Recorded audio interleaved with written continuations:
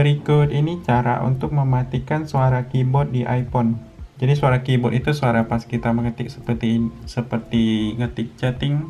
Jadi cara mematikan di sini, buka setting atau pengaturan HP iPhone. Jadi setelah buka setting, langsung kalian bisa ketik di sini. Atau cari manual, ini bisa ketik sound atau suara. Dia ada menu untuk sound dan haptic, atau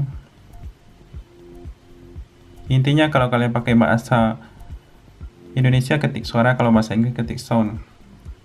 Atau bisa juga kalian temukan di sini di sound dan haptic atau suara dan haptic. Kemudian pilih yang ini, ada keyboard feedback. Keyboard feedback ini dipilih, atau haptic keyboard atau umpan balik keyboard. Ini ada menu suara. Matikan suara atau sound dan kalian cek saja di sini apakah masih ada suara atau tidak pas mengetik.